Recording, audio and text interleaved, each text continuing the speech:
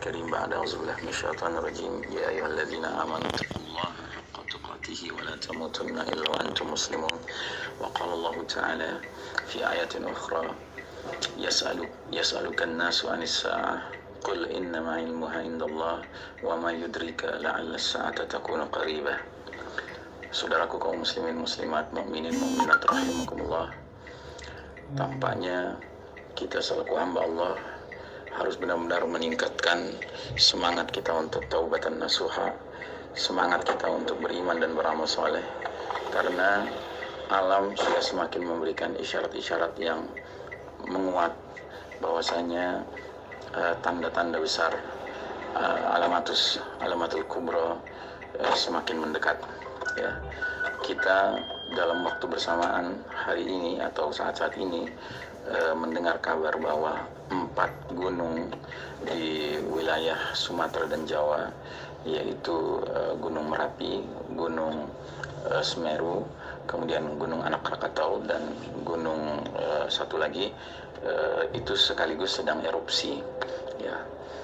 Kemudian peristiwa yang juga perlu mendapat perhatian bersama kita adalah peristiwa di mana tengah malam dini hari tadi malam, yaitu hari Sabtu tanggal 11 bulan April 2020, antara pukul 2 dini hari hingga pukul 2.30 dini hari, banyak laporan dari netizen khususnya di wilayah Depok, sebahagian Depok dan Jakarta Selatan, yang mendengar suara dentuman, ya, tidak jelas asal muasalnya dari mana. Yang jelas ada kabar bahwa pihak lembaga yang mengamati permasalahan gempa dan juga erupsi gunung mengatakan bahwa suara dentuman itu bukan terkait dengan erupsi, sehingga kita tidak tahu ini suara apa. Tetapi kita sebagai hamba Allah yang beriman, apalagi yang peduli dengan tanda-tanda akhir zaman, jelas harus memandang ini sebagai peristiwa yang bukan biasa. Tidak bermaksud menakut-nakuti, tetapi kita harus benar-benar menjadi umat yang antisipatif, ya. Karenanya tidak pernah ada kata rugi untuk melakukan taubat, ya. Maka kembali kami mengingatkan agar mari kita sama-sama bertaubat, kita akui kesalahan-kesalahan kita, dosa-dosa kita. Bahkan kalau perlu, kita di dalam keluarga masing-masing sudah saling memaafkan, ya, karena kita tidak tahu peristiwa-peristiwa apa yang akan datang dalam waktu dekat ini. Ya, belum lagi ada juga laporan bahwasanya ionosfer, wilayah di timur dan di barat, yaitu mencakup Indonesia dan mencakup Amerika Utara, Amerika Selatan, sudah dalam petanya itu warna hitam dan biru tua itu sudah semakin menguat di dua wilayah ini, timur dan barat. Sementara dalam kitab ensiklopedia akhir zaman karya monumental Dr. Muhammad Ahmad Al-Mubayyad, beliau tidak memastikan bahwasanya dukhan itu terjadi sebelum pembenaman di timur dan di barat. Dia mengatakan bisa dua kemungkinan, bisa dukhan terlebih dahulu baru pembenaman di timur dan di barat, bisa juga pembenaman di timur dan di barat mendahului dukhan. Manapun yang terjadi, yang lebih dahulu, yang jelas ini semua bencana-bencana besar yang kita sudah kaji dalam ilmu akhir zaman, yang akan menyebabkan perubahan dunia secara drastis, apalagi diiringi dengan shutdown of modern technology. Ya, kita akan menghadapi kondisi dunia yang benar-benar mengalami chaos luar biasa jika bersamaan terjadinya dukhan, kabut asap 40 hari 40 malam menyelimuti planet kita ini, kemudian juga pembenaman bumi di timur dan di barat, sehingga peta geografi dunia mengalami reduksi besar-besaran karena wilayah timur banyak yang terbenam, wilayah barat banyak yang terbenam. Nah, sementara teknologi canggih sudah macet, ya, sudah tidak berfungsi lagi. Maka saudaraku rahimakumullah, sebagai seorang mukmin, saya berkewajiban untuk mengingatkan kita semua, mari, sekali lagi, mari kita bertaubat, mari kita saling memaafkan satu sama lain, ya. Kita tidak tahu apakah Ramadan ini benar-benar terjadi dukhan, ya, tetapi yang jelas kalau kita kaitkan dengan fenomena sosial, juga sedang dahsyat sekali kondisi dunia hari ini. Kita semua mengalami kondisi di mana kita terpenjara di rumah kita masing-masing, ya, karena memang tuntutannya demikian. Setidak-tidaknya begitulah yang diarahkan oleh lembaga dunia yang bernama WHO, ya kan.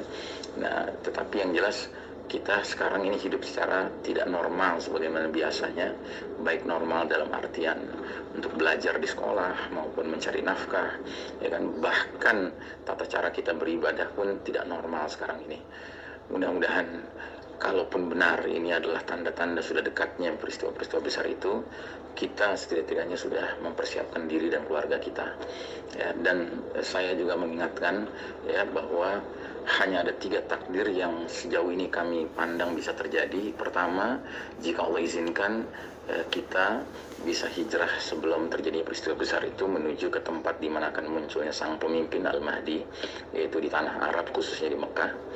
Yang kedua, kita tidak sempat hijrah tetapi kita diselamatkan Allah, yakni di negeri kita ini, di Indonesia ini, di tempat yang lebih tinggi, di perbukitan atau gunung.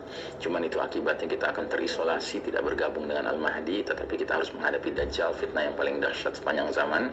Sementara yang ketiga adalah barangkali Allah memandang kita tidak kuat menghadapi fitnah-fitnah yang berikutnya, sehingga Allah wafatkan kita ketika bencana-bencana besar itu terjadi.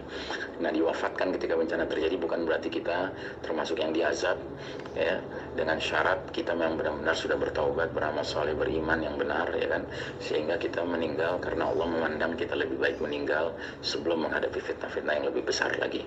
Apapun yang Allah takdirkan buat kita, hijrahkah, menghadapi Dajjalkah, atau wafat ketika bencana terjadi, yang paling penting adalah semoga kita semua diberikan Allah izin untuk husnul khatimah, sehingga kita semua yang saling mencinta karena Allah ini dikumpulkan kembali di tempat yang Allah ridhai, Allah rahmati, yaitu jannah, ya, bersama-sama ya, anak istri kita, keluarga kita, orang tua kita, saudara-saudara kita.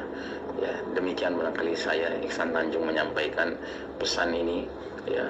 Dan saya secara pribadi juga menyampaikan mohon maaf kepada semua atas ucapan saya, ya, dakwah saya selama ini yang mungkin kadang-kadang dirasa tidak pas, ya kan.